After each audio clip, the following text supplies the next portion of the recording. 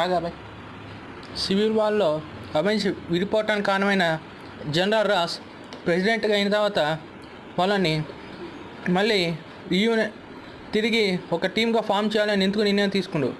దీని వెనకాల కారణం ఏంటి? జనరల్గా థండర్బోల్ట్ రాల్స్ పని గవర్నమెంట్ చెప్పిన ఆర్డర్స్ని ఫాలో అవ్వటం, గవర్నమెంట్ ఇచ్చిన ఆర్డర్స్ని సక్రమంగా అమలు చేయటం. కానీ ఏ రోజైతే బ్రేవ్ న్యూ వరల్డ్లో ప్రెసిడెంట్గా ఎన్నికయ్యాడో తను ఒక జనరల్గా ఆర్డర్ తీసుకోవడం కాకుండా ప్రెసిడెంట్కి ఆర్డర్స్ ఇవ్వటం అనే పొజిషన్కి వెళ్ళాడు. సో తన ప్రెసిడెంట్ పొజిషన్ని కాపాడటం కోసం వచ్చే విపత్తుల్ని తాను ఒక ప్రెసిడెంట్గా ఆపలేడని తాను తీసుకునే డిసిషన్స్ సరిపోవని ఏ రోజైతే గ్రహించారో ఆ రోజే అవెంజర్స్ని ఫామ్ చేయాలని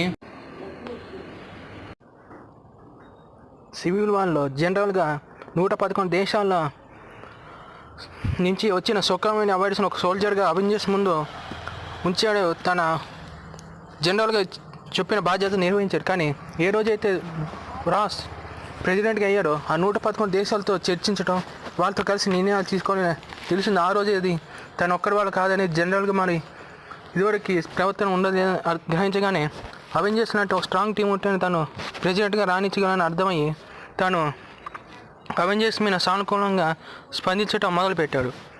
దానికి కారణమే అవెంజర్స్ని మళ్ళీ తిరిగి ఫామ్ చేయాలని శామ్ విల్సన్ని కొత్తగా ఎంపికైన కెప్టెన్ అమెరికాతో చర్చించడం జరిగింది. దీని వెనకాల తన రాజకీయ ఊహ్యం ఉందని మనం గ్రహించవచ్చు.